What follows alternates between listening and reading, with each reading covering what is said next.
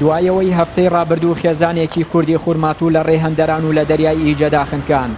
6 ڕۆژ دوای کارەساتەکە تەرمی ژنێک و هەرسێک کچەکەی بەناوەکانی دەلال و فەرەح و نەغەم لە گۆڕستانی شەیدانی دووس بە خاک سپێردران. هەرچی هونەری سەرۆکی خێزانەکەشە لەگەڵ کوڕێکی لە ڕووداوەکە دەرباز بوون. ئەم تەرمانە بە بەرچاوی ئەوانەوە ڕەوانەی خورماتوو کرانەوە. ڕەعەد کە باوکی هونەری سەرۆکی خێزانەکەیە هۆکاری گرتنەبەری ڕێی هەندەران لەلایەن کوڕەکەی و هاوسەر و منداڵەکانی بۆ بارودۆخی خراپی خورماتوو دەگێڕێتەوە.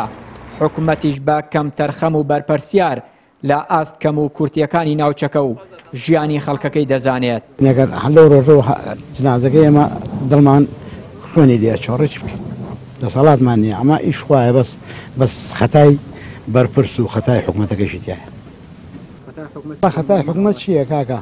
ئەگەر خەڵکەکە خەڵک شاری دروستگەرێ بە کارتۆنێ بپسی و بە کارتۆنێ شت بیخەڵەتێنێ و یامە بەڕدەیەکی بدا پێ کسپایرە 45,000 ناکە کابرا 45,000 بداتە چی بداتە شیر بداتە ئاو بداتە نان. هەیەتی برا نیەتی خەڵکان نیەتی زۆر کەس نیەتی ماڵی دەدا حاڵی دەدا خەڵک سێ شارەکان بکە کەرکووکە ئێمە نییە شار دووز لە وەکو ئەمفال و وەکو هەڵەبجێ هاتە تەسمێ کەسێ پارێنەوەی ئەمرێ ماڵت بڕۆ سەیریگەشی وێران ئیسیشەوەتە لەوەدا بێنە شارەکە سەیریگە نێشتا نیوە شارەکە وێرانە. هاوڵاتیانی خورماتوو نیگەرانن لە کارەساتەکە و هۆشداریش دەدەن ئەگەر بارودۆخی قەزاکە و ژیانی دانیشتوانی کورد بەم جۆرە بمێنێتەوە ئەوە بۆ دەربازبوون لە نەبوونی ئاسایش و پاراستنی گیانی خۆیان و منداڵەکانیان بەدەیان خێزانی دیکە ڕێگەی هاتوو نەهاتی هەندەران دەگرنە بەر. بەڵە زۆر بەداخەوە ئەمڕۆ 3 گۆڵ یاخود 3 پەپولە لەگەڵ دایکیانە بە خاکە سپێرینەوە ئەویش هۆکارەکەی بەڕاستی هۆکارە سەرەکیەکەی گەڕێتەوە بۆ کەم تەرخەمی بەرپرسانیان کەم تەرخەمی هەردوو حکوومەتی هەرێمچی حکوومەتی فیدرال بۆ بەرامبەر ئەم شارەوە خەڵک بۆیە ناچار ئاوا پەنە ئەباتە بەر ئەوەی ئەم شارە جێبێرێەوە کارەساتیشەوە تا بینین ئەنجامەکەی دەرەنجامەکەی چی ئەبێت.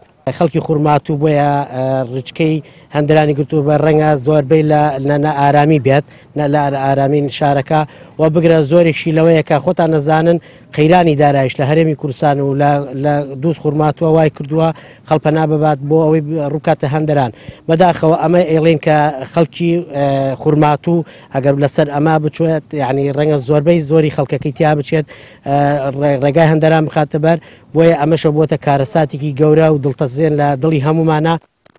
لە پاش ڕووخانی ڕژێمی بەعەس لە ساڵی 2003 تا ئێستا خورماتوو ئاسایش و سەقامگیری بە خۆیەوە نەدیوە.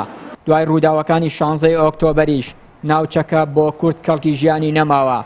هەرەمەش وای کردووە دانیشتوانی کورد لە دەسەڵاتدارانی هەرێم بێ ئومێد بوون و ناچار ڕێگەی غەریبی بگرنە بەر ئەگەرچی ئەنجامەکەشی وەکو خێزانەکەی هونەر نەگەڕانەوە و خنکانیشی بێت لە دەریادا. لە دوای 16 ئۆکتۆبرەوە هاوڵاتیانی خورماتوو بە دوای خۆشگوزەرانیدا دەگەڕێن بۆ ماڵ و منداڵەکانیان.